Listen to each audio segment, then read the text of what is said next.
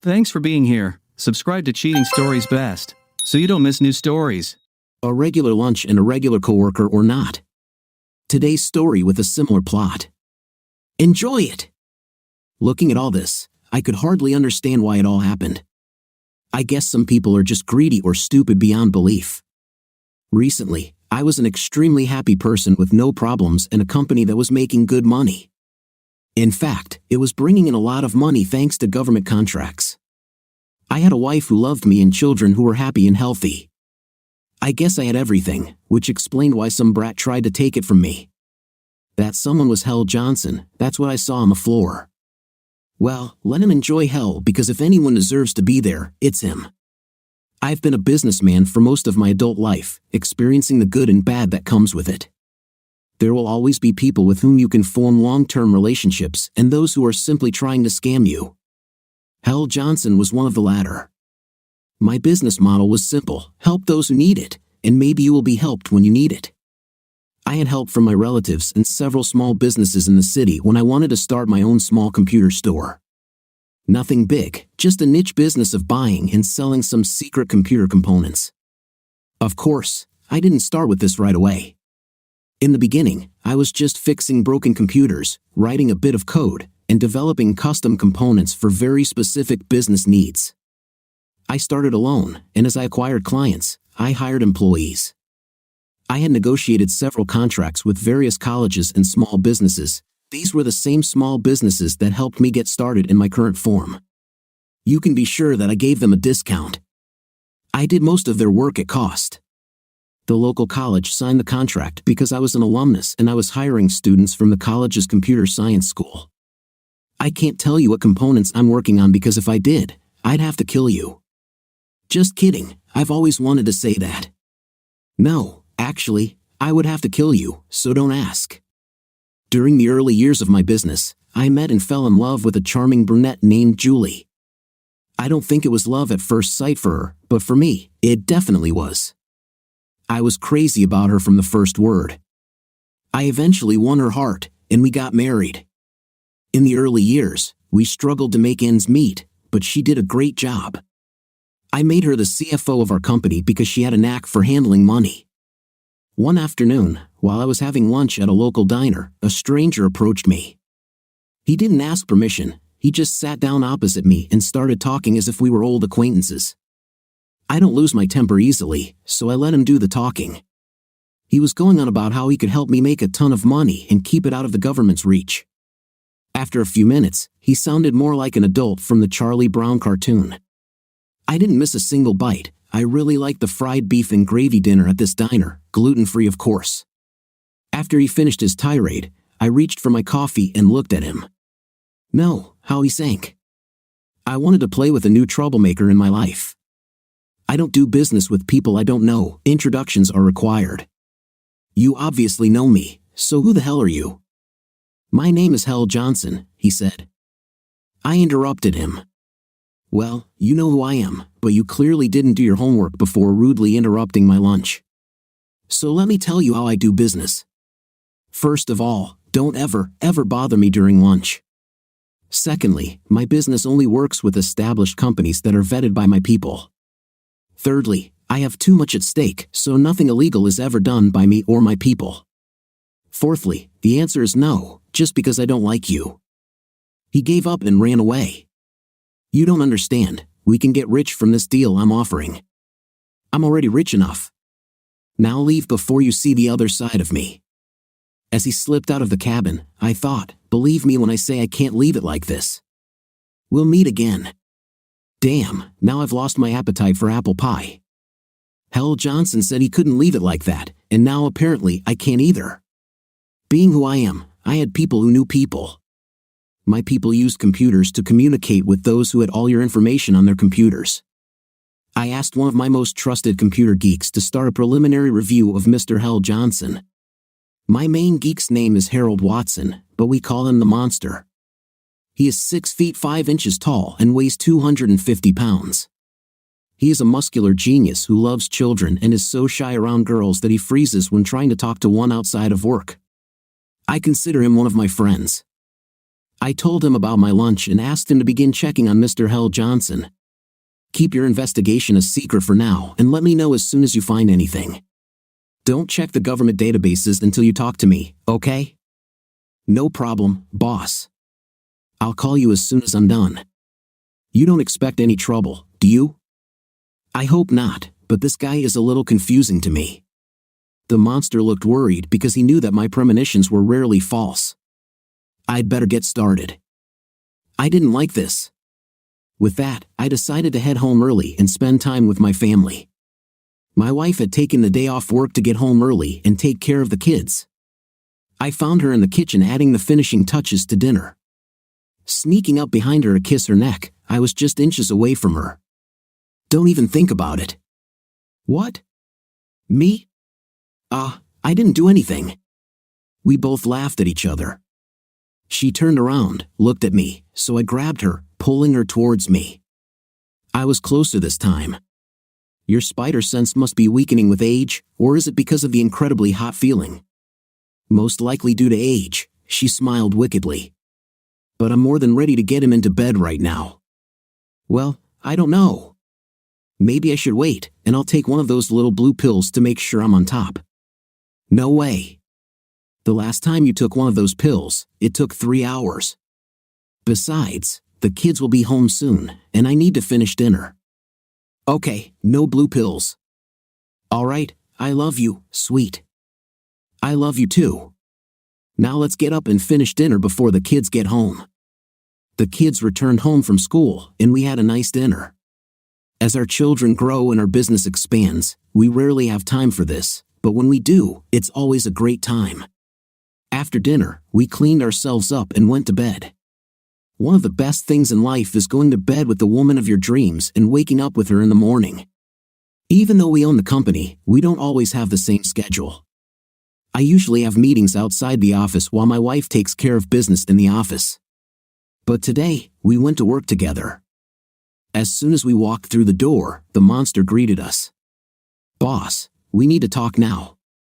He didn't look too happy, and it felt like it was yesterday. Julie asked what was going on, and I told her about yesterday's dinner and what Mr. Hell Johnson had told me. I knew Hell Johnson in college, but I doubted he was the same person. There was a worried look on her face as she said this, and the tone of her voice alarmed me. I looked at her. What's her answer now? Looking at the monster, tell me what you found out. When we got to my office and closed the door, I said, okay, what's bothering you so much? According to my information, this guy has ties to organized crime. It seems he owes these guys money, and Julie's reaction to his name confirms my suspicions that you were targeted. My wife? Now, the monster, you have no proof that I am the reason he approached my husband with this proposal. The Hell Johnson I knew was a good guy and wouldn't get involved with gangsters. Julie, I checked on him. He's the same guy you dated in college. How many Hell Johnsons could be in the same college at the same time as you? And he's actually connected to organized crime. Sorry, boss, but I got into the Fed's database, although you asked me not to do this. I had to confirm the data. It's okay, monster. Looking at my wife, Julie, I added, it looks like you were more involved with that guy in college than I would have liked, and I think you're letting old memories cloud reality. You and I will talk in a minute about your relationship with your boyfriend. How now? She glanced at me. The monster. I think it's time to notify the feds and tell them about our new friend. I already did. Sorry, I called them before I talked to you, but with our government contracts, I really had no choice. They started investigating as soon as I called. That's good. Now you understand why I rely on you so much. Thanks, boss. I'll get back to working on this guy. I have a bad feeling about this whole thing. Go and do your thing, and thank you. Turning his attention to my wife, I said, okay, let's go, honey. I don't have anything to say. We dated in college. He was a nice guy, and we had fun together. What kind of fun? Well, you know. She looked me in the eye. Julie, you are my wife, and I love you more than you can imagine. It was love at first sight for me, and yes, I know it's wrong for you, but now is not the time to hide things from me. I understand you slept with him, but if you still have feelings for him, you better tell me now. Darling, I have no feelings for him except memories of another life. Really? Then do you want to explain the look on your face when you heard his name? I'm starting to see how nervous she is. Honey, whatever happened between me and Hal was nothing. Are you jealous that Hal and I, jealous, envious, angry as hell? You're right. You are my life, and now the connection between you and this guy worries me greatly. Even after the information the monster gave us, it seems that you are protecting your old boyfriend. Why do you have contact with this guy? I need to know about it, because if there is something, you better tell me now. Now she was starting to look upset. Honey, I haven't talked to Hal since we broke up. It was hard for him, but it was his fault because I caught him cheating. That's all. Really? You said he was a good guy, but he cheated on you? Is that your definition of a good guy now? Are you hiding something from me? Anything else? No, honey, I'm not hiding anything. Okay, it looks like this is getting out of hand quickly. I have the FBI running around because of his connections to organized crime.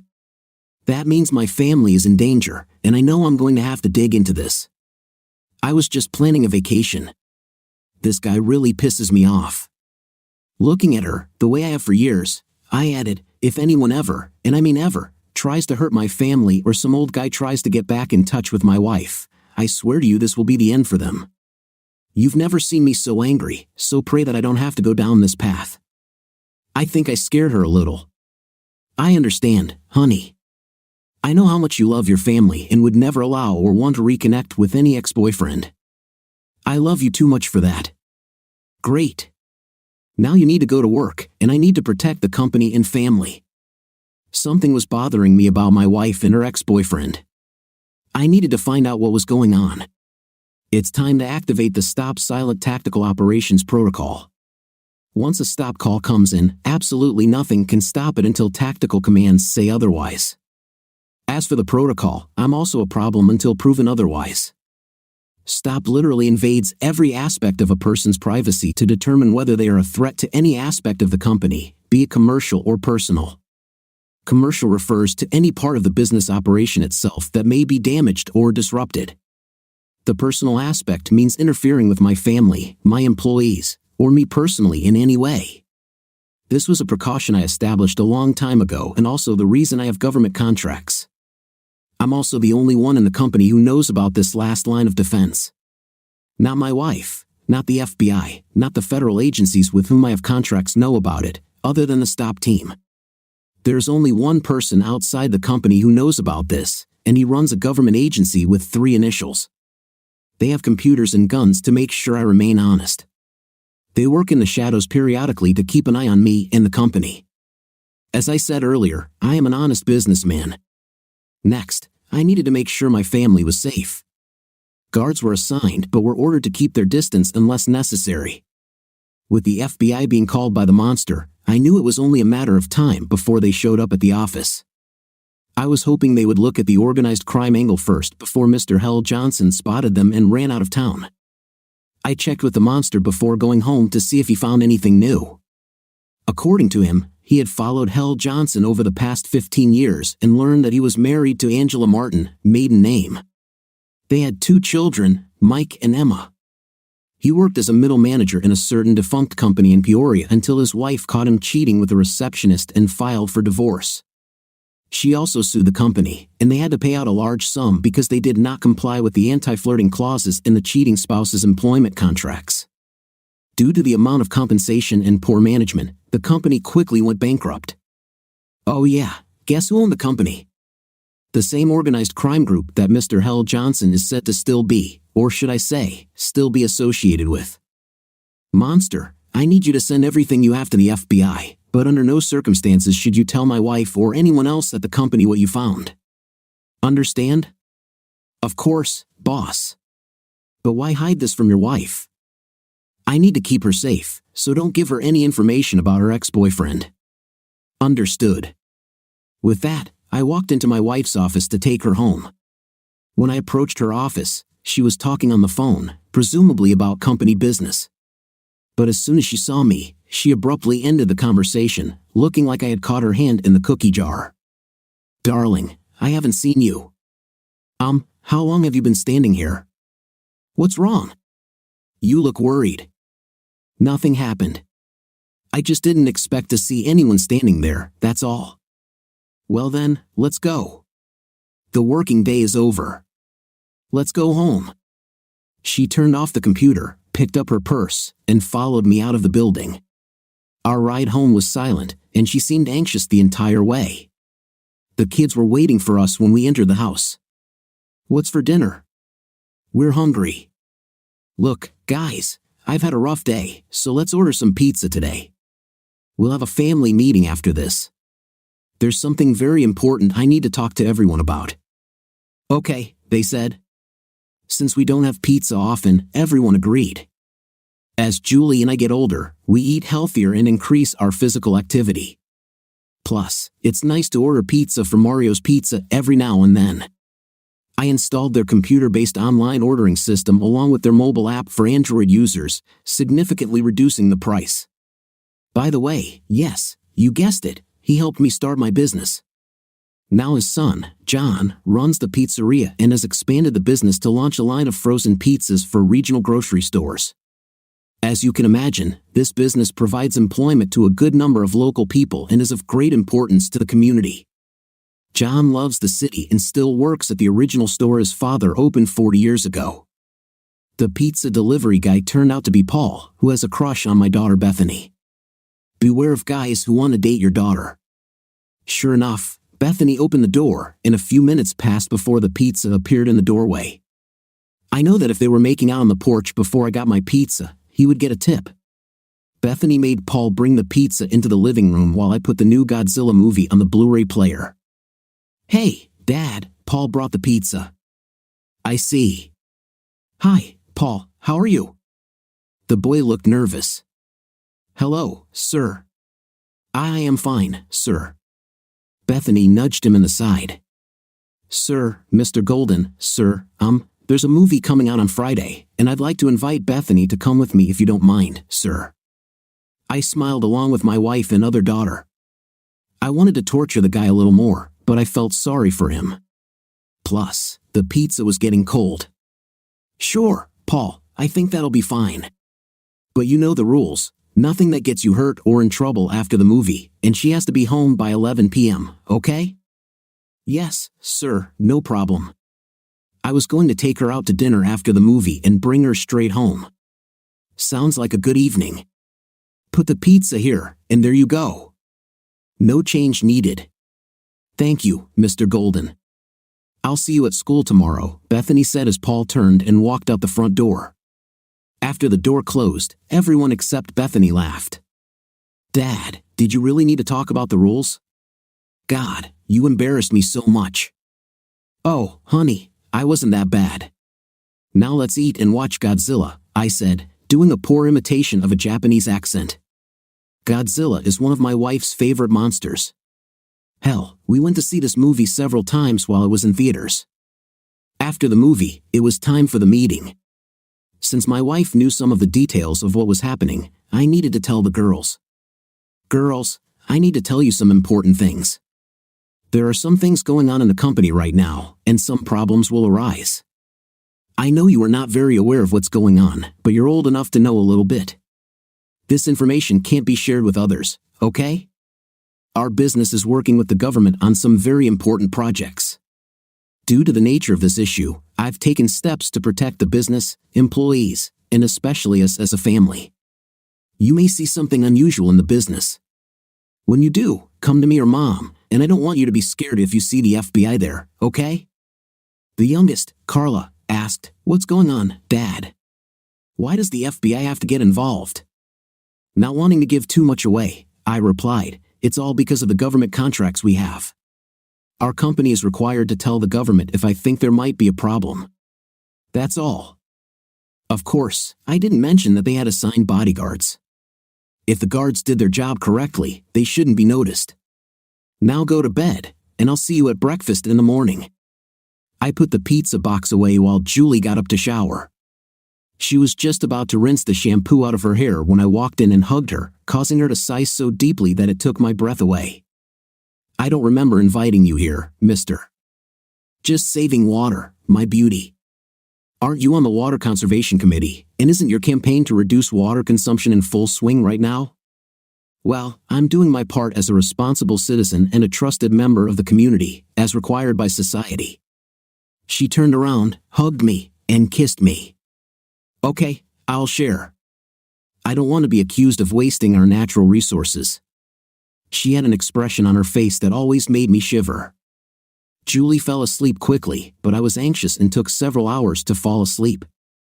I truly love my wife madly, but I remained unsure about her relationship with Mr. Hell Johnson. I needed to tread carefully until I received information from the Stop Associates. Getting up early in the morning, I prepared breakfast for everyone: eggs, fruit, pancakes, and of course, coffee. I don't know what others say, but coffee is good for your health. The girls ate and headed to school while Julie and I finished our breakfast and cleaned up. Honey, I have a couple of meetings today, so you'll have to drive to the office yourself. I'll come over later, I told Julie, kissing her goodbye. Okay. I still need to finish auditing the books, so I'll see you later. Oh yeah, the annual audit.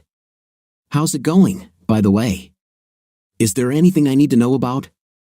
Nothing you need to know, honey. It's okay, she said as she walked out the door. She didn't seem terribly convincing. Getting into the car, I made the first call.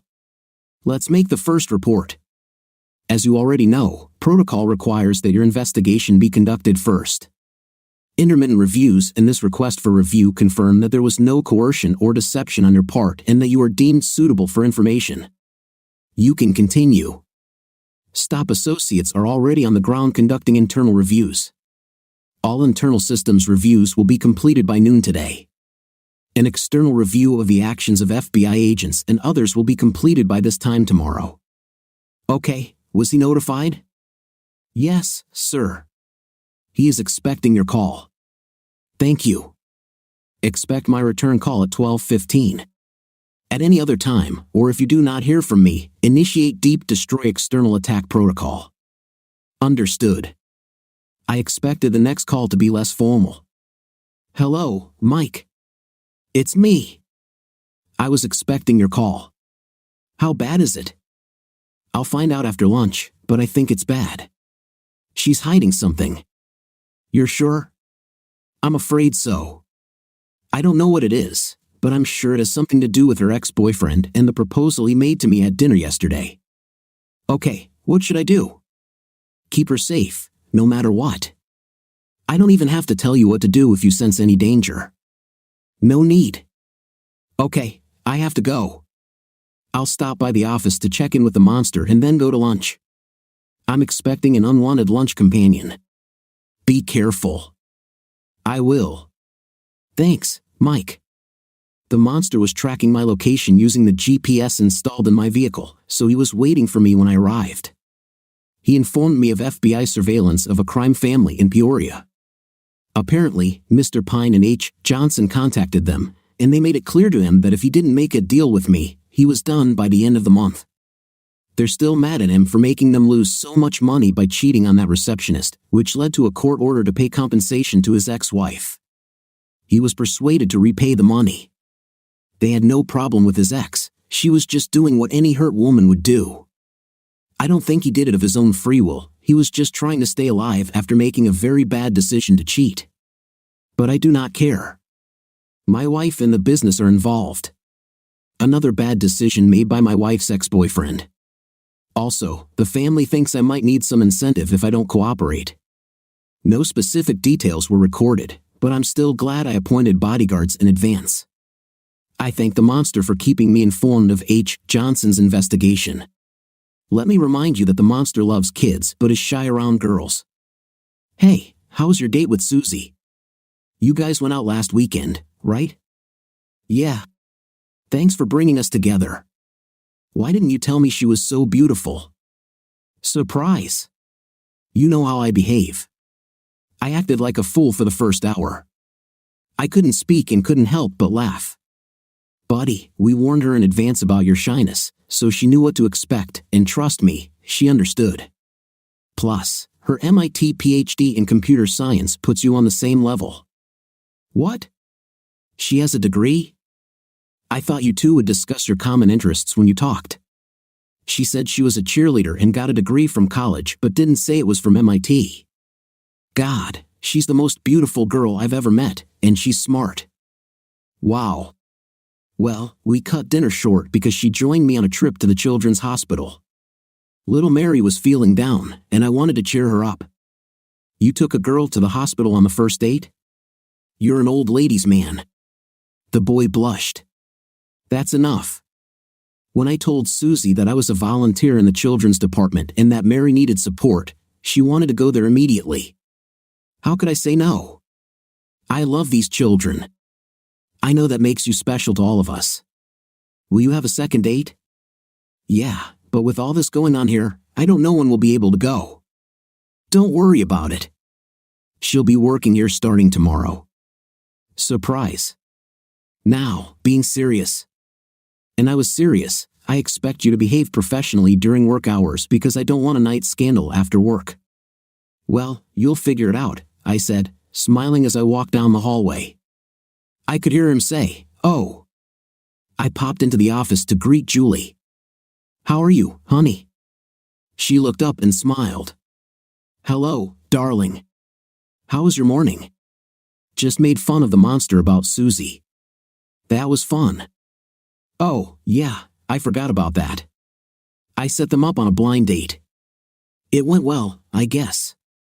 He's already in love and doesn't even know it. I'm sure she'll tell him when she realizes she's in love too. Like you and me, huh?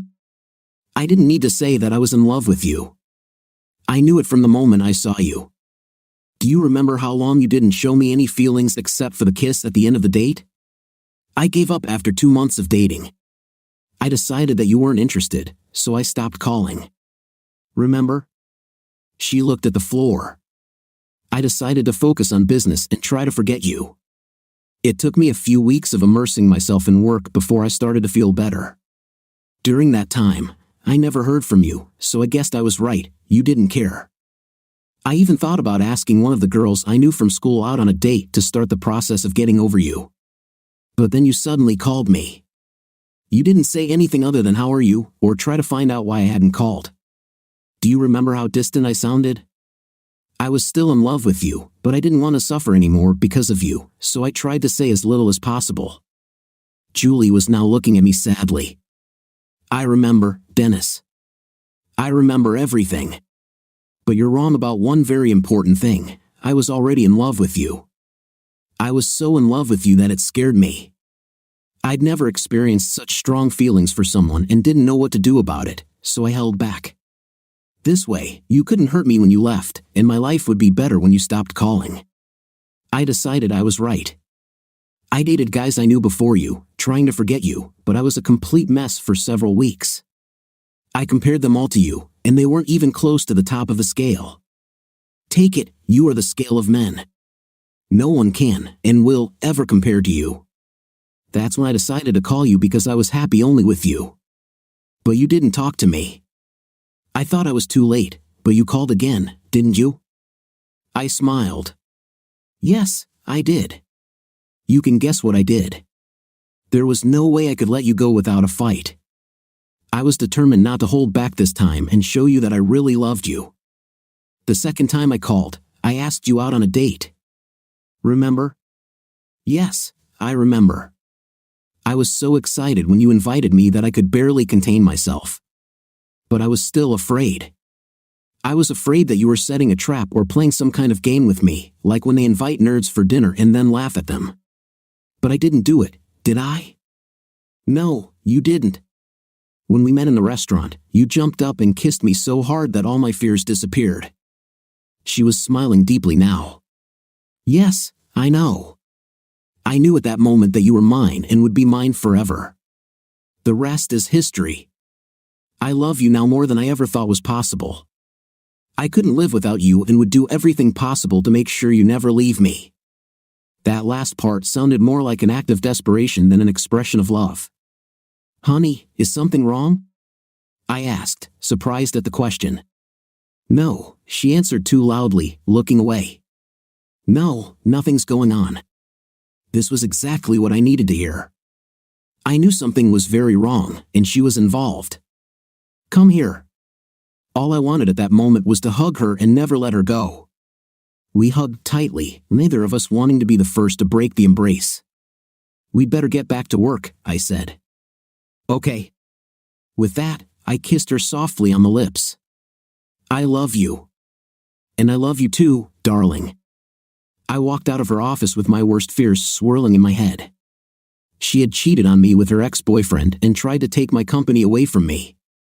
Noticing the time, I thought, lunch will be interesting. I already knew that I was under surveillance, so I wasn't particularly worried about my safety. H. Johnson wouldn't make any deal if he shot me, so I wasn't worried. Such people try to influence others in other ways, kidnapping, extortion, etc. When I got to the diner around 11:30, I found it wasn't as crowded as usual, so I was able to grab my favorite booth and order a special. The food is always delicious here. I had almost finished enjoying my meal, thinking that the trip had been a bad one, when he came in and sat down opposite me. At first, I was disappointed that he came, but I quickly changed my mind.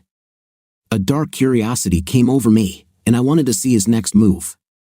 I didn't show any emotion, I just sat and looked at him. The ball was in his court after all. His life was on the line. So, have you thought about what we discussed the other day? You know it will be beneficial for both of us, and we can make a lot of money. Oh, how nervous he looked. I thought a lot about your proposal and came to the conclusion that you and your proposal are complete nonsense. He didn't even look surprised. Come on, you're a businessman. You're in business to make money, right?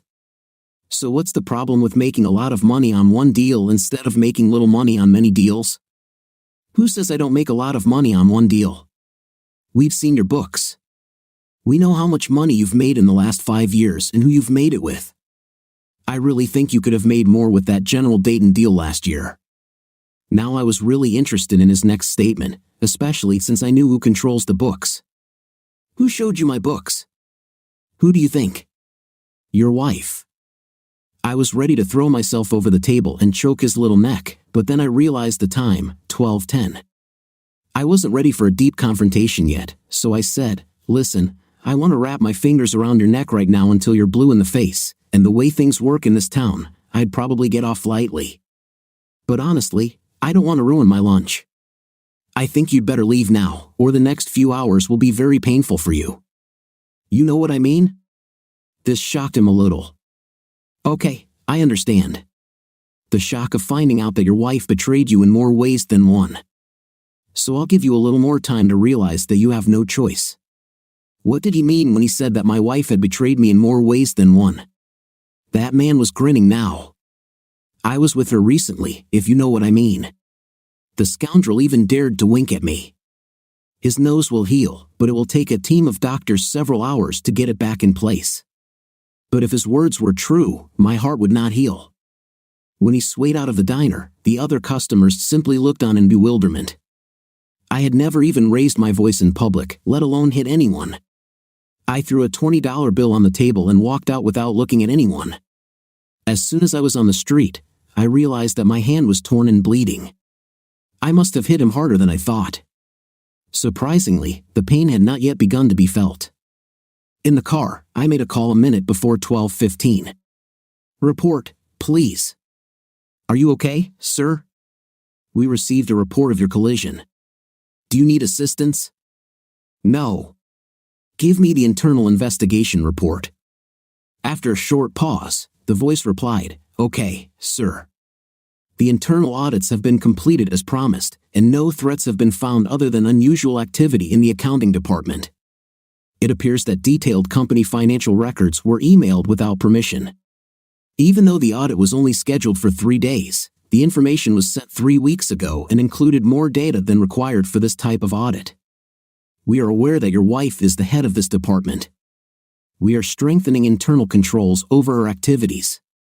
It has been discovered that financial information has been obtained and uploaded to an internet cafe 50 miles from Peoria, Illinois. An external investigation is ongoing and is expected to be completed by 12 p.m. tomorrow. Is there anything else? No, sir. The second stage of the stop protocol will be implemented as one of the company's key employees is now a suspect. Understood. I will contact this key personnel in a few minutes. If you do not hear from me by this time tomorrow, I authorize Deep to be activated. I ended the call. Upon entering the office, I noticed that the employees had stopped working and were staring at me.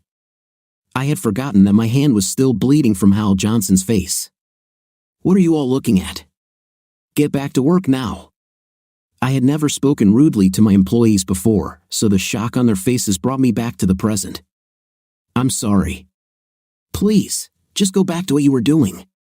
One of the office girls asked if I was okay. Yes, I'm fine. Just go back to work, please. I walked slowly down the hallway toward my wife's office, dreading the conversation that lay ahead. If this scoundrel's words were true, that he was with my wife, it would kill me. But I would still divorce her.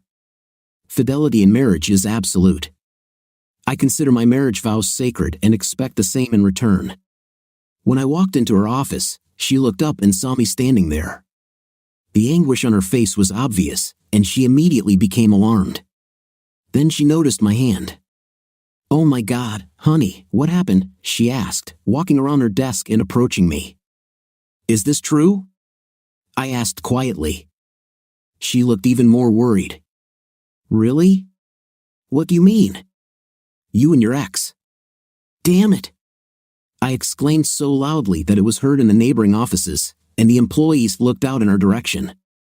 Hesitantly, me? How? I don't understand. Honey, what do you mean? Enough, Julie. Stop this right now. You know exactly what I'm talking about, and you better start talking or my next call will be to the lawyer. What? What are you talking about? A lawyer? Why a lawyer? For our damn divorce. This is what a husband does when he finds out that his wife is unfaithful. Without thinking, she hit me in the face hard. I just stood there with a broken heart. Seconds later, the anger gave way to immense pain as my eyes filled with more tears than they could hold. I sat down heavily in a chair and burst into tears like a child. I thought you loved me. Why? Why did you do this? Why did you do this to us? Why? She just stood there with a shocked look on her face, not saying a word. All she did was look at me in disbelief, watching me cry like never before. I was a broken man. Everything I valued was taken from me, except for my children. My marriage was literally everything I ever wanted. The business was just a bonus that was provided for us and my employees. I'd be happier living in a box under a bridge with her than losing the woman I've loved for so long. Why, Julie, why wasn't I enough for you? I love you so much, and you had to cheat on me with your ex-boyfriend. Don't worry. The doctors will fix the handsome guy's nose.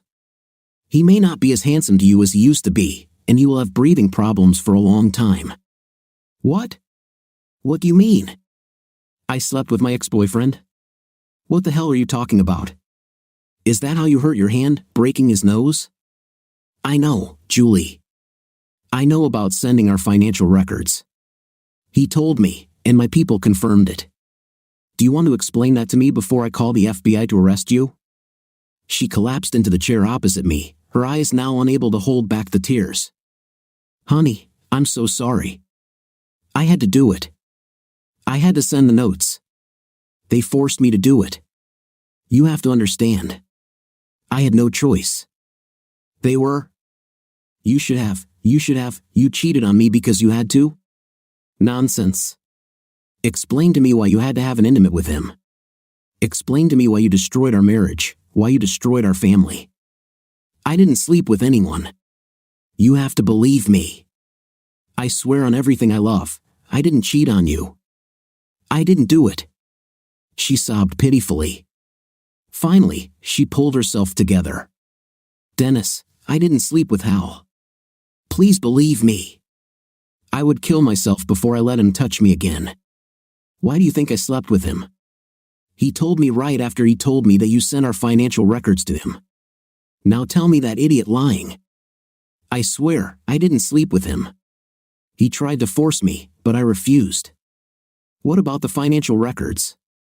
That's how this whole story started. I had only been with him a few times before I caught him cheating. What I didn't know was that he installed a hidden camera in his room. He has a video of us having a night, and he was going to send it to you if I hadn't cooperated and given him what he wanted. If what you say is true, that was 20 years ago. You don't think I'd be able to tell what you look like now? You gave birth to 2 daughters, damn it, and you're 20 years older. Don't you think I would be able to tell the difference? I know every inch of your body. I know what it looked like then, and I know exactly what it looks like now. Damn, he was going to put it on the internet. After he posted them, he blackmailed me with these videos, threatening to post them and send them to our friends and family. It would have ruined our reputation. Don't you understand? Don't you think your reputation could be restored once the truth came out? I really thought you trusted me after all these years and the love we shared. I was almost on the edge. All I did was sit, staring into space, collapsing from the inside. What are we doing here in our business, Julie? We sell computers and some components, and we write software. Why are you asking? Oh my God, you really don't know, do you? You handle our money, and you know where it comes from, but you really don't know what we're actually doing here? How could she not know this? Dennis, honey, what are you talking about? We have the most extensive line of classified computer equipment sold to the U.S. government. We have contracts worth millions of dollars to help the government guard its most valuable secrets. With that kind of power, don't you think I could take out little Hal Johnson on my own? The volume and sheer anger of my voice once again brought the staff out of their offices. But you didn't have any trust in me to tell me what was going on, did you? You had so little faith in your husband's ability to protect his family that you instead succumbed to industrial espionage, which could have sent you to prison for the rest of your life and destroyed this company and the lives of not only your family but also our employees. Julie sat in silence for a couple of minutes, processing my last words. Oh my God, what have I done? I'm so sorry, but I was terrified when this scoundrel contacted me and said he would publish these videos. At first, I refused, but he said that if I didn't cooperate, he would hurt you or the girls. I couldn't let my family get hurt. I just couldn't. He proved he could hurt you. How did he prove it? How could he prove such an ability? He showed me pictures of how you were being followed and how easy it was for you to get into trouble. He had pictures of girls at volleyball practice and with friends. He said it would be very easy, you could have an accident, and the girls would disappear. My girls, Dennis. I had to do it. I couldn't let my family get hurt. I just couldn't. She began another bout of crying. Well, there was no chance of that. You and the girls have been under guard ever since the monster gave us information about Mr. Hal Johnson. No one on this planet could harm you if they didn't have a small army. I took out my phone. Mike, it's time to come in. Be back soon. Julie looked at me with a very puzzled look. Dennis, what's going on? You and the girls are going on a little trip. I don't understand where we're going. Why? I don't want to leave you. I don't want to leave. Dennis, please don't make me leave. You can't make me leave. We need to talk. You have no choice. At that moment, Mike entered. Julie, this is Mike. He will take care of you and the girls. You will go with him and pick up the girls from school. You will do whatever he says. I won't leave you. Julie, listen. You have no idea how close you have come to destroying everything we have, our marriage, our family, and our business. It could be taken away from us if I don't act accordingly within the next 48 hours. I'm inclined to believe you when you say you didn't sleep with your ex-boyfriend, but you're not coming to me when he contacted you, and you sending our financial records could ruin this company and everyone tied up in it. If you want a chance to remain my wife, you will go with Mike and do what I say. Julie was shocked when I mentioned the possibility that she might not remain my wife. I don't want to go, but I will if it means I have a chance to remain your wife. Mike will keep you and the girls safe. You wouldn't have gone with him if he didn't have my complete trust. He risked his life to save mine years ago when he didn't have to, so I know that he can protect you. What do you mean he saved your life? I'll let Mike tell you, but you need to go before the FBI arrives. She walked towards me hesitantly. I'm so sorry. Please forgive me, she said, hugging me tightly. I held her close, affirming that she was still loved. You still don't understand how much I love you, do you? I think I'm starting to understand. I realize I love you too. With that, Mike and Julie turned and walked out of the office building. I knew he would take care of my family. He had a safe place where he could hide them. Only 3 people knew about his location: Mike, of course, me, and a person in Washington, D.C. I knew the location because I was there a few days after I was kidnapped a few years ago. Julie isn't the only one who can keep secrets.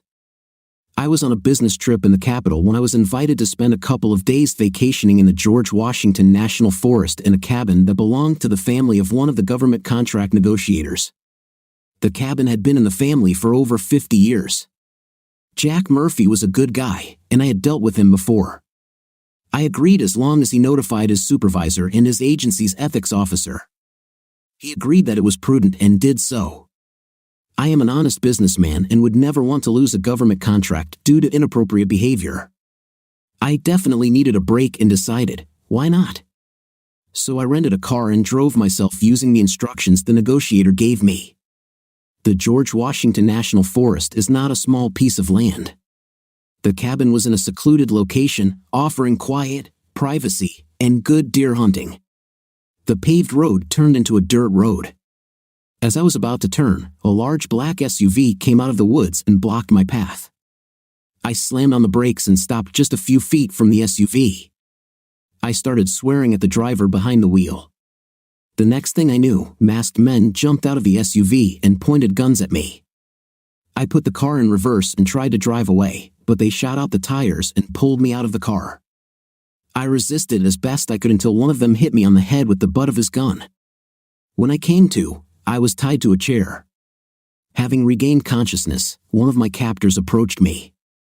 I see you've come to your senses. Okay, sorry for the blow to the head, but we couldn't let you leave. Are you feeling well enough to talk? Still looking around in shock, I saw that I was in a wooden hut. The fire crackled quietly in the fireplace, and I saw 2 other men at the table eating. I'm a little dizzy and could use some water. Did you really have to hit that hard? Sure, you can drink some water. Sorry for the hard hit, but you put up more of a fight than we expected, and my man got a little hot.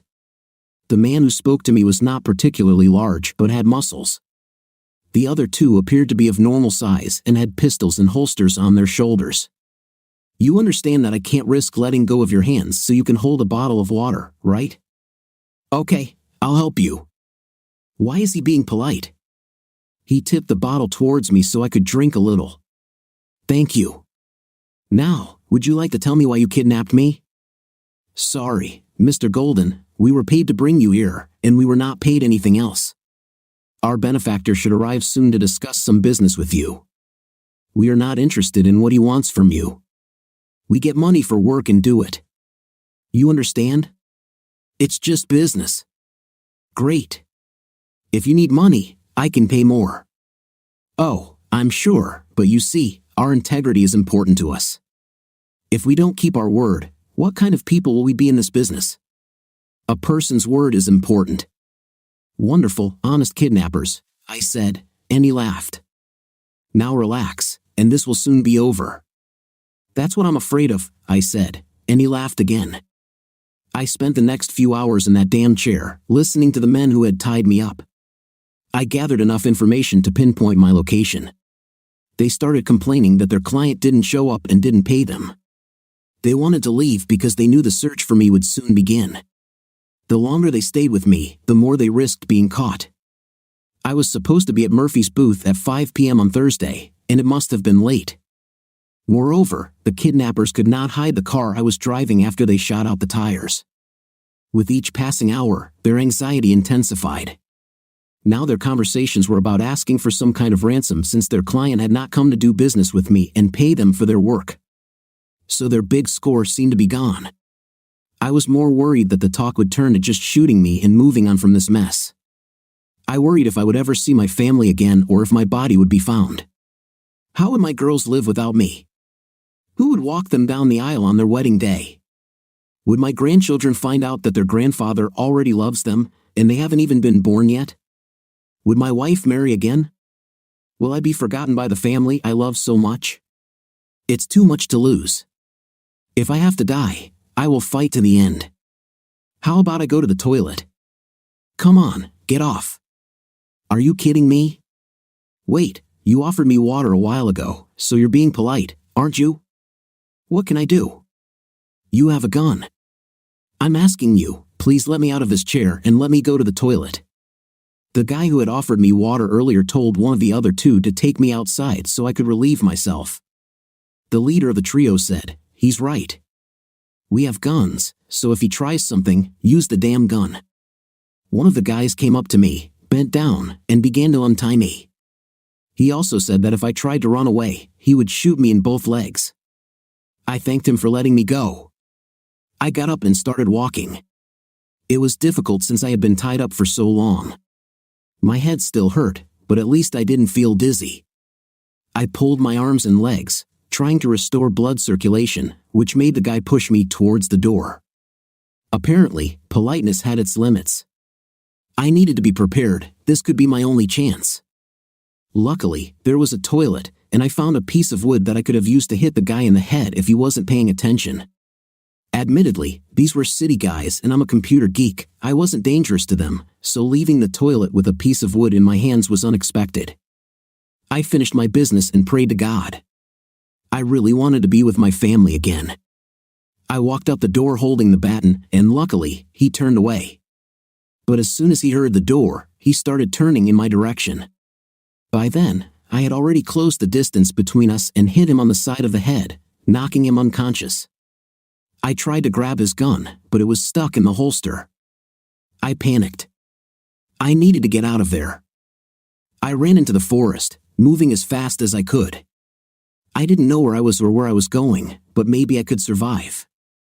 I knew I was making noise with every fallen branch and twig in the forest, but if I could get some distance away from the bad guys, I could hide. I must have been running for about 10 minutes, and my head started to hurt really bad. I think I was hit harder than I thought. I heard the kidnappers shouting threats after me.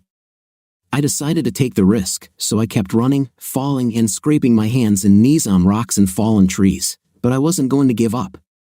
The pain in my head intensified, making me feel dizzy, but I kept moving. As I crossed a road, I thought about running along it but decided against it because the kidnappers would look for me in their car, knowing that I would find the way.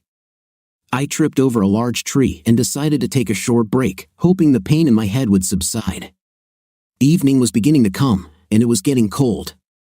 I started shaking because I wasn't dressed for the weather. Now I had an additional problem, hypothermia. After allowing myself only a few minutes to rest, I set out again without any definite direction. I was running blind. I kept hearing the noises the kidnappers were making in the forest, which helped me since I always knew where they were. But I noticed that the noise they were making was getting quieter.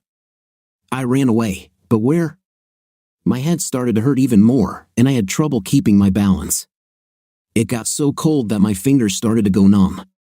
As I lost the battle to stay warm, I staggered through the forest, realizing that I could no longer hear my kidnappers. I must have gotten away from them, but I couldn't stay here on the street. I would have frozen to death if I hadn't found shelter. It felt like I had run and walked 100 miles, but I knew it was only a few miles at best. My whole body ached, and my arms were scratched from the sharp edges of all the fallen branches and rocks that I scraped against. After stopping for a few minutes to rest, I felt myself starting to lose consciousness. I knew I didn't have much time left. I asked God for help again. I looked around, hoping to see some signs of life, and in the distance, I thought I saw a dim light. I had no choice. If I didn't go towards the light, I would die. The pain in my head was so loud it was deafening and very painful. The light grew brighter with every step, bringing me a little hope that maybe I could get out of here alive. It seemed like an eternity before I could clearly see the source of the light. If it had electricity, it probably had a telephone, and I could call for help. As I approached the cabin, I noticed a car parked outside. Okay, someone must be inside, and they can help me. I continued to stumble closer. I stopped in front of the clearing to make sure the kidnappers were no longer here. It was quiet. When I approached the door, I started knocking and screaming for help. When the pain in my head became so intense that I felt myself losing consciousness, I began to come to my senses, hearing the clatter of dishes, I think, and footsteps. Was someone whistling? I opened my eyes, trying to figure out where I was, but it was dark. I raised my head, and the pain returned, causing me to cry out in pain. I wouldn't do that if I were you. You have a bad bruise on your head. Just lie down for a minute, and I'll get you something to drink. It was a man's voice speaking to me, obviously the owner of the cabin. I hoped so. He brought me a cup of coffee. Here, come up slowly and drink this. It's strong, but it's just what you need right now.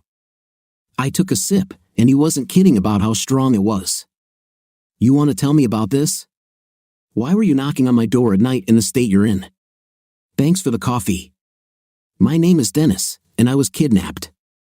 I escaped after hitting one of the guys with a baton after they let me out to relieve myself. Kidnapped, huh? I can believe that story since you're definitely not dressed for deer hunting. Where am I, by the way? Well, you're in my cabin. My name is Mike. Nice to meet you, he said, extending his hand for me to shake. We're about 15 miles out of town. I've been spending most of my time here these days. I don't need most people. Why? Long story. I have time, and I'm a good listener. I don't really like talking about it, but talking to strangers is sometimes easier. Mike, I don't tend to judge people. A person is defined by his actions and the motives that drive him. Tell me your story. Okay. To get to the bottom of it, I was in the Special Forces. I was forced to do terrible things, and it took its toll on me. A lot of my friends couldn't handle it. I didn't want that for myself, so I moved here to get away from it all and enjoy some peace of mind. I've been here for many years, and I feel good again. I think I'm ready to be back among people. I'm glad you're feeling better and especially glad you're still here. I'm afraid those guys who took me are still looking for me. I don't want them to catch me here, they'll kill me for sure. But I don't want you to get hurt. Maybe it's better for me to leave. Don't worry about me. Remember SWAT? I can take care of myself. You, however, need to rest before you can move. Get some sleep, and I'll take you to town when you wake up. You're a good person, Mike. I can see it in your eyes. Okay, I'll sleep, but only for a little while. They'll be looking for me, and I don't want my family to worry. Family, huh? Yes, Mike. Family, my wife, Julie, and 2 girls, Bethany and Carla. They worry me, but without them, I would be completely lost. They are literally my life. Everything else I have is just a nice addition. What else do you have? A computer company worth millions in government contracts. I think that's why I was kidnapped. The guys who took me said they were waiting for someone who wanted to talk about business. A sudden wave of pain hit me. Damn, my head hurts. Okay, enough talk. Get some sleep. Okay, good night. I fell asleep within a few minutes. I didn't know how long I slept, but a loud noise woke me up. I couldn't see Mike inside the cabin, so he must be outside now. I started to worry. Looking into the rifle case, I noticed that one rifle was missing. Is there something wrong? Taking the remaining .30-30 rifle in its case, I loaded it and slowly opened the door. Looking outside, I saw a familiar dark SUV. Crap, where's Mike? He had to face these scoundrels. I knew I should have left sooner. Now, Mike could be injured. The loud noises could have been gunshots. I opened the door wider, listening and hoping Mike was okay.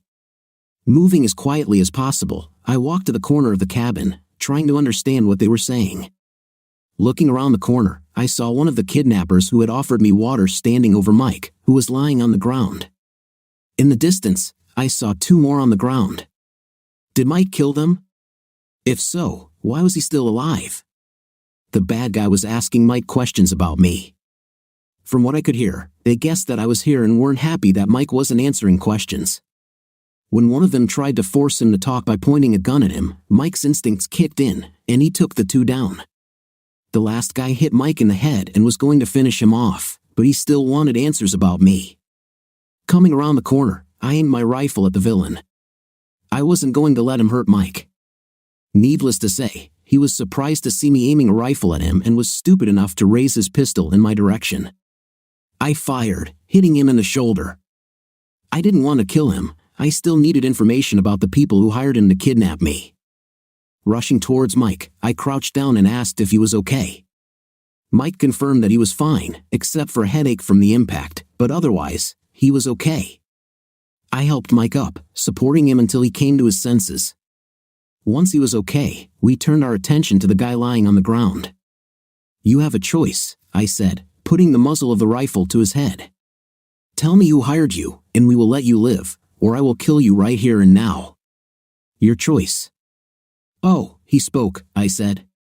He gave away everything he knew. Since he was never paid, he had no reason to be faithful. It turns out that a certain group of locals with connections to foreign corporations wanted me to cooperate on the issue of computer equipment that I was selling to the government. Okay, I didn't kill him, but Mike suggested his own method of payback in the form of a little tweaking of his lower limbs. Oh, and he'll have a bad shoulder for the rest of his life, courtesy of me. So we both got our payback. I heard that doctors repaired his knees almost as good as new, and many years later, he walks without a cane. We made a phone call, and the FBI came running. Mike and I spent several days in a secure hospital recovering from our injuries while we were questioned by the feds about the sensitivity of the computers I was selling and the foreign corporations that wanted them. We were left in the same room, and we got to know each other better. We both thanked each other for saving each other's lives. By the end of it, I considered Mike a friend. He was willing to let himself be killed just to protect me. This man definitely has character. Because I had saved his life, he was convinced that he was in my debt, although, in fact, the opposite was true. I was in his debt. We agreed and promised each other to always be there if necessary. I persuaded him to accept a job as a security specialist working in the shadow of my company. More precisely, he became my family's bodyguard. His job was to hire people to protect my family and work quietly until certain protocols were activated. I made sure his people were well paid, and so far, they haven't needed activation. The kidnapping was hidden from my wife with a simple story about secret negotiations and how I was a complete jerk for not calling her. I knew that the truth would come out sooner or later, so I was ready to accept any reproaches she would make when she returned. Now, I needed to talk to Harold. Since I knew what Julie had done, the damage had to be kept to a minimum. I went into his office and closed the door. He looked up at me and saw my state. "Boss," I said, sitting down opposite him, "I need your help. What I'm about to tell you will remain between us until I say otherwise, okay?" I wasn't worried about Harold. I knew he would never break trust. There was an unauthorized leak of our classified financial documents to an organized crime group in Peoria, Illinois. That scumbag Hal Johnson was blackmailing my wife, and she was the one who leaked the documents. By now, the information has probably already been sold, so it can be traced. We have from 24 to 48 hours to sort it out before I have to get the feds involved, and you know they're going to screw it up when they get here. Boss, are you sure Julie handed over the documents? Yes, unfortunately. I confronted her, and she confessed to everything. How did you find out about the leak? I have certain protocols, so to speak, in place to protect this company, the people in it, and my family. If something goes wrong, I have a hidden group of people who help keep everything under control. I won't say more. Do you think you can do what I need? I think I can. I might have to involve Susie if that's okay. You can involve her, but only tell her what she needs to know. How are things going with you and Susie? You know, she's only been here a couple of days, but she has skills that will be very useful to us. Good. Good for you for hiring her. Glad to hear it. Keep me posted, and remember, keep it under wraps as long as you can. When the feds come, you can show them what you found, and hopefully, we can save ourselves a lot of stress. Our conversation ended, and I walked down the corridor to my office. Why? I don't know. My family was in hiding so I could keep them safe, and my company was on the brink of disaster. If Harold and Susie could get the financial data from the criminal group, maybe I could save everything. But one thing I knew for sure was that Mr. Hal Johnson would regret attacking my wife. I was almost useless, unable to focus on anything other than my family. So, I decided to go home and relax. Amazingly, I made it home without getting into an accident because my thoughts were with Mike and my family. Once inside, I immediately went for a beer. If there was ever a time to drink to excess, it was now. I wasn't drunk, but the refrigerator door was opening too often. It was difficult to sleep as I replayed every action I had taken since that dinner. Instead of being an active participant, I had become a reactive victim. Tomorrow that would change. When I woke up at 6 a.m., I immediately went to Harold's office. I knew he wouldn't leave until everything was back to normal. Opening his door, I saw not only him but also Susie. They were lying in an embrace on the sofa under a blanket. All I could do was smile. I knew it wouldn't take them long to figure it out. To wake them up, I cleared my throat, and it worked on the first try. Both embarrassedly realized that I was standing there and they were in each other's arms. Hearing the predictable apologies from both of them, I had a hard time holding back my laughter. "It looks like you two have been here all night." "Yes, boss.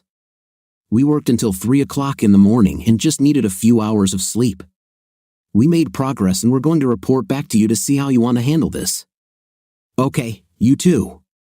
Why don't I buy you breakfast, and you can tell me what you have? I also have a plan that I think will cause some people serious problems before we finish. Let's go to my favorite cafe." I asked if I could come in after the incident yesterday when I hit that idiot. I was hoping they would still let me in because I really like their food. Mary, who owns the place and is always there for breakfast, just smiled and told me to shut up, sit down, and spend my money. Did I mention that I like this place? During the meal, Monster and Susie confirmed my information from my covert surveillance. Everything had been quiet for the past couple of weeks. Ever since Hal Johnson came to town, there had been rumors that the finances of a certain computer company might be sold if the price was right. Idiots were using the same cafe for meetings.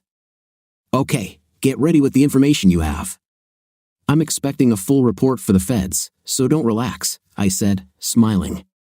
I don't want my two resident computer geeks to embarrass me. After that, ask everyone to stop what they are doing and wait for me in the conference room.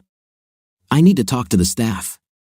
"Of course, boss," they replied. They left me to enjoy my coffee, waiting to see what would happen next. Just when I thought it was safe to return to the cafe, he appeared. The person I least expected to be here was Hal Johnson. "Hey, you don't mind if I call you by your name, do you? I feel like we're almost friends. You know, I own a company that you want to destroy. I have a family that you want to take away from me, and by the end of the day, we'll both have a crime family wanting to kill us. By the way, how's your nose? You're funny. You know full well it's broken. What the hell do you mean the family will want to kill me? In a few minutes, everything I have in this family will be turned over to the FBI, and most likely, instead of RICO crimes, they'll be looking at Patriot Act violations. Can you say Guantanamo? Do you really think they will forget about you? I doubt it. I will definitely enjoy watching you when this is all over." With a puffy, twisted smile, he said, "They expect the FBI to be watching them. They're not stupid, you know. Do you have any idea how many agents are on their payroll? They have everyone watching them on a daily basis and a few people in FBI headquarters. They're covered. Maybe, but not with the people I'm dealing with. You have no idea what you did, convincing them to attack my wife. Just so you know how I play, right now a sniper has his crosshair pointed directly at your heart. Just don't panic, and you will stay alive." After finishing my coffee, I took the phone and told them to show him a spot on his chest. He looked down and saw a small red dot on his chest. "Now you think I'm kidding? I'm feeling generous today, so if you stop what you're doing and talk to the FBI agents I choose, you may be protected and have a better chance of survival." His face lost all color when he realized that a sniper was targeting him. He ran out of the cafe. I was still on the phone. Let him go, he made his choice. Mary reprimanded me again for disrupting the atmosphere of her cafe by chasing away her customers. Sorry, Mary. I don't think he appreciated the breakfast, but you know I always like your food, I said with a big smile. Returning to the office, I found the report from Monster and Susie sitting on my desk. I had everything I needed to call the man in Washington, but first, I had to call Mike. Is everything okay? Is my family safe? You're really asking me that? Aren't you? Mike replied. Sorry, Mike. You know I'm worried about them. I know, but don't worry. My best friends are here. The kids were scared when we picked them up from school yesterday, but Julie calmed them down. In the background, I heard Julie asking Mike if he was talking to me, and if so, let her talk to me right now. Here she is. My wife can be a persistent beauty. Dennis, is that you? Are you okay? Talk to me, damn it. Julie, calm down. I'm fine. A lot happened here this morning. I scared your boyfriend, and I don't think he's going to like the ending. He's not my boyfriend. How many times do I have to tell you this, Dennis? I don't have a boyfriend. Please believe me. Sorry, it was a Freudian slip. Your old boyfriend made a choice, and I don't think he will survive the storm he caused over us, especially after the family deals with him. I don't care about him. Only you and the girls matter. When can we go home? Soon, but there's one more thing to do before that. Now just relax and enjoy the quiet. Mike is a great storyteller, Julie. He's one of the good ones. Nothing will happen to you and the girls while you're there with him. I'll stay, but not for long. I need to fix everything I've done, and we need to mend our relationship. Saving the company is my job now. We'll mend fences when you get back, and I expect that to involve some serious skin-to-skin contact. Oh, Dennis, thank you for giving me another chance, even though I didn't deserve it. I love you. I love you too, Julie. Now tell the girls I love them when they wake up, and give the phone to Mike. Mike is here. Mike, your people have discovered that FBI agents are working for the family, so keep an eye on things in case they somehow find out about our protocols. I'll bring in extra people here just in case. Sounds good. Be careful, Mike. After hanging up the phone, I sat back in my chair and reflected on the events of the day. My family is safe, and they are more secure than gold in Fort Knox. The company is closed, and I have a small army watching over my employees. The National Security Agency must take down the FBI agents and the crime family. So, what did I miss? Oh, right, the man. But before he gets what he deserves, I'll make him nervous for a couple of days. There was nothing for me to do in my office, so I walked around the building, looking at the empty rooms devoid of the people who make this place successful, wondering if this was the end, if I would lose everything because of someone's greed. Thinking back to the beginning of this company and the struggles I faced, barely making enough money to pay rent, if it weren't for the good people in this city who helped me, I would never have made it through. I owe everything to these people. I owe so much to the people who work here. I found new resolve and made a promise. There's no way I'm going to lose it all. I closed my store, turned off the lights, and drove home, giving myself one night to relax and one night for the National Security Agency to, if not eliminate, at least reduce the family and the FBI agents. Thank God my family is safe. I pulled into the garage and immediately went for a beer. Red Bridge gluten-free beer actually tastes better than it looks, but I can only afford to drink it once in a while. I wanted some quiet time, but I didn't want my bodyguards sitting in a car outside when they could be inside the house and comfortable. So, I called them. Yes, gentlemen, why don't you come inside? There's no need to sit in the car when I'm alone in this big house. Come in, make yourselves at home, and get something to eat. We don't want to be intrusive. Come on, are you kidding me? You guys are keeping me alive. Come in. Thank you, sir. We'll be right there. What the hell? Then I heard a knock. Guys, can you hear me? Guys? Damn, something's wrong. I ran to the window to see what was happening, and what I saw scared me. An SUV carrying my bodyguards had collided with a truck. There was steam coming from under the hood, shards of glass on the ground, and the movement of my guys was not visible. I knew they were injured, and I needed to call for help. I called 911 and reported the incident with the location, then ran outside to help them. Something told me not to go outside, but I had to do it. These guys were willing to risk their lives for me, so I would do the same for them. As I approached the SUV, I saw both of them sitting in their seats with their heads bowed, but their seat belts holding them upright. I saw them breathing, thank God.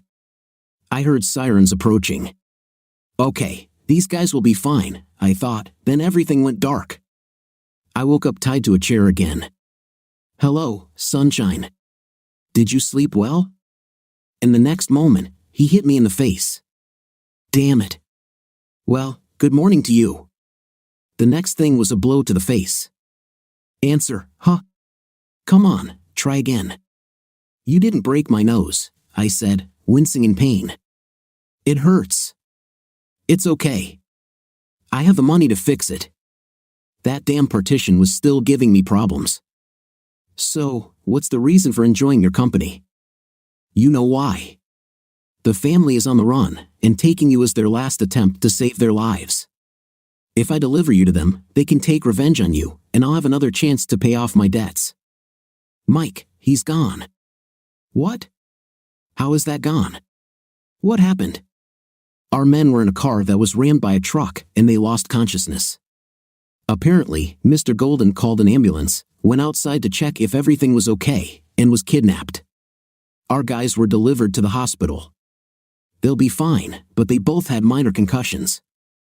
The doctors refused to let them go, so they stole the doctors' coats and left. I took them with me. What should we do? I'm on my way. Stay put and let these guys get some rest, because when I arrive, it will be time to act. During the phone call, Julie was outside practicing shooting with the Glock pistol Mike had given her. She turned out to be a quick learner and did quite well. She seems to have natural talent. Julie, Mike said, turning around and seeing the worry on her face. What happened? Someone took Dennis and sent his guards to the hospital. I need to go. You will take me with you. What the hell? No, you stay here. My husband is in danger, and it's all because of me. I'm coming. The girls will be safe here, and I'll be safe with you. I can't let anything happen to my husband, so let's go. After a simplified explanation to the girls, Mike and Julie set off. Only 2 people knew I had a tracking device implanted. This was what I did after my first kidnapping. It hurt at first, but I quickly got used to it. A helicopter was waiting for them at the local airport, saving them hours on the road. The tracking device was kept in my office, and besides me, only Mike knew the combination to the safe it was in. Upon landing at the local airport, Mike and Julie met my wounded guards and their replacements. You guys are okay? Yes, boss. We can handle it. Take us to the company. I need to pick up something. Mike told Julie about the in-flight tracking chip and how my entire family's electronic devices had tracking devices, so if my children or wife were kidnapped and held for ransom, I could find them before something bad happened. She didn't like that I kept an eye on them so much, but she understood that I would do anything to keep them safe. Once they reached the company, Julie and Mike went inside to get the tracker. Julie couldn't believe Mike knew the security code, had the keys, and knew about the secret safe in my office, so she asked him about it. Mike, why do you have so much access to everything? Julie, this is part of the protocols that Dennis set up.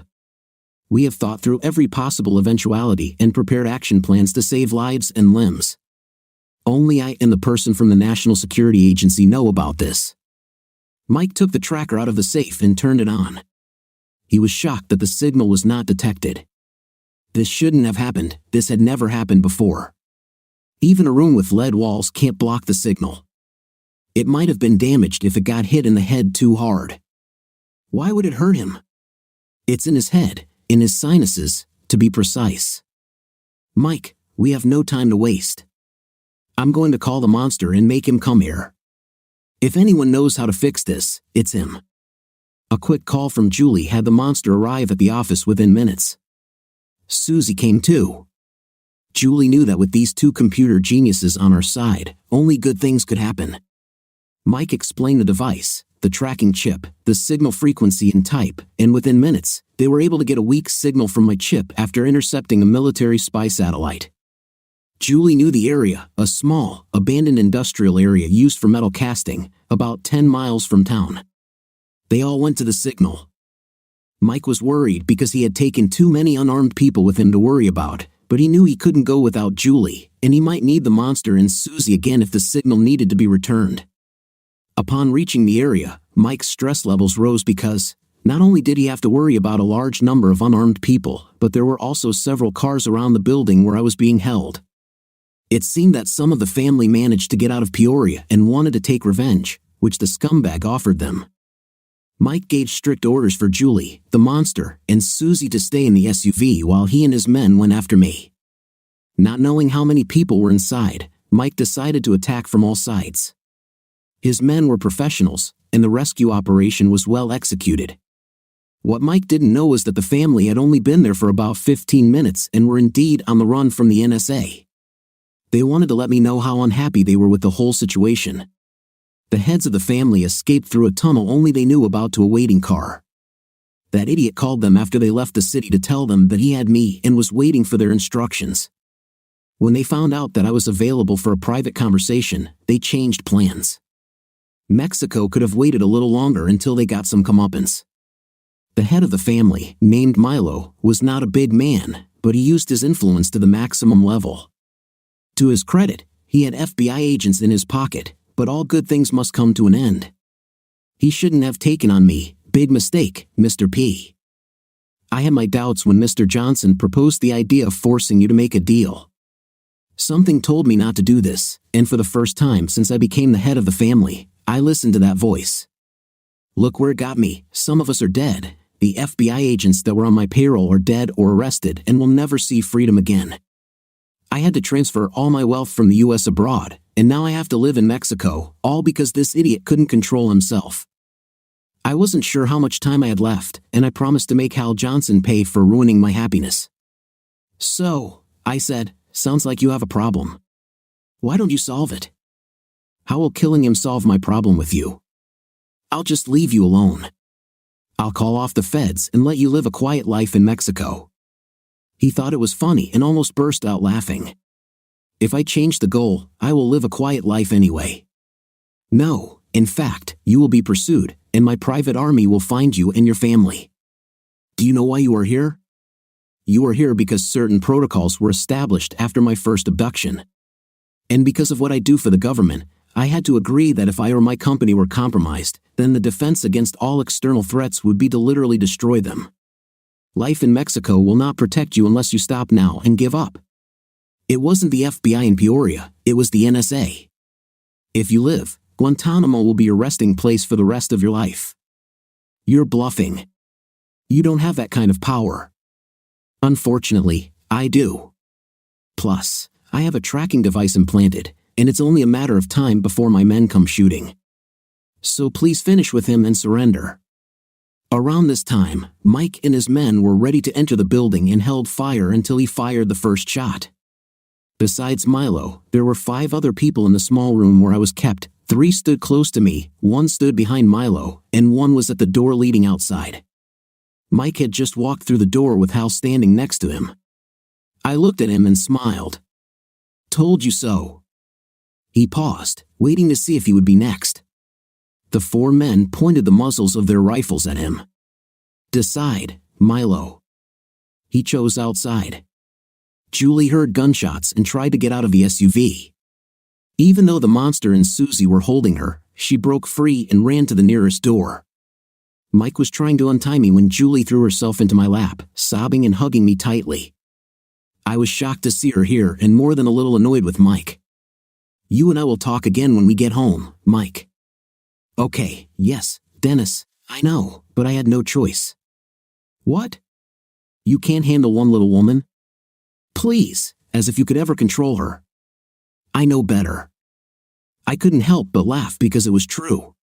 Mike and his men were checking to see how much damage they had done to the bandits when we heard the hammer of a revolver being cocked. A man was holding a revolver pointed directly at me.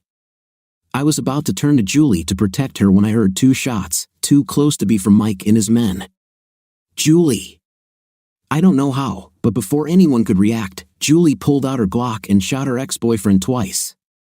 I took the gun from Julie's hand, still shocked by what she had just done. Are you okay? Who gave you the weapon? Stupid question, since I already knew the answer.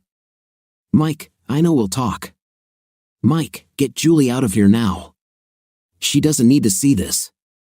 As I pushed her towards the door, Julie ran out, and Mike dragged her out of the building.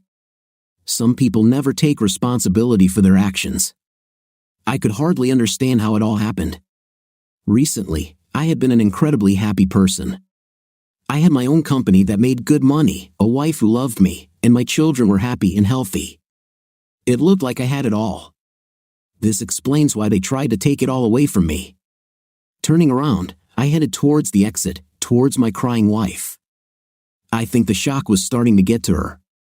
As I walked out the door, she pulled away from Mike and hugged me tightly, sobbing into my chest.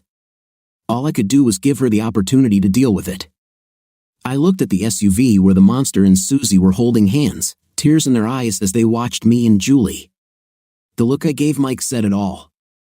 Yeah, I know we're going to have a conversation. I whispered to Julie, Julie. She raised her head and looked at me. Let's go home. Mike, call the feds to clean this up, okay? And have 2 of us stay with us in case any of Milo's people are still here. Certainly. Harold, Susie, get in the car. It's time to go home. And that's what we did. I was able to reopen the company within a week. The financial information was taken off the market, and any interested parties trying to buy it received a personal visit from the guys. The same guys found all the information safe and sound on the computers in Milo's office. God bless Julie, she took it to heart after I asked the monster to install an extra layer of security in the accounting department. She realized it was necessary and forgave me. The monster and Susie declared their love for each other and got married a year later. I paid for their honeymoon. They had 3 children, 2 girls and a boy, all little geniuses just like them. They were married for 53 years before cancer took Harold. He was often visited at the hospice by not-so-little Mary, who never forgot the big man who made her smile when she was very sick. Susie was lost without her monster and followed him 7 months after his death. Mike and I actually talked. I screamed at him, "Don't ever do that again." Then I hugged him for protecting me and my family, writing him into my will and giving him and his people a promotion. Bethany and Carla came home, and I told them everything. They were teenagers and old enough to know the truth. Yes, I was on their blacklist for a while. Bethany continued to date Paul and eventually married him. They gave us a grandson who turned out to be the smartest child I have ever seen. Carla was still trying to find her way and hoped to one day find the happiness she deserved. Julie sometimes had nightmares, but they quickly subsided thanks to therapy. It took us longer for Julie and me to get over her mistrust of me, but she saved my life, so it wasn't hard to forgive her. She stayed true to her vows, and she was genuinely scared when hell blackmailed her, so I knew she deserved a second chance. I'm not perfect, and I know she would offer me the same forgiveness. The pain I felt over her mistrust and fear of her alleged affair was harder to let go of than I expected. She kept apologizing, and although I accepted her apology, I didn't let her off easy. I truly love my wife and thank God for her every day. What do you think of our story today? I don't think it's something anyone would want to know. What's your opinion? Write in the comments. See you in the next video.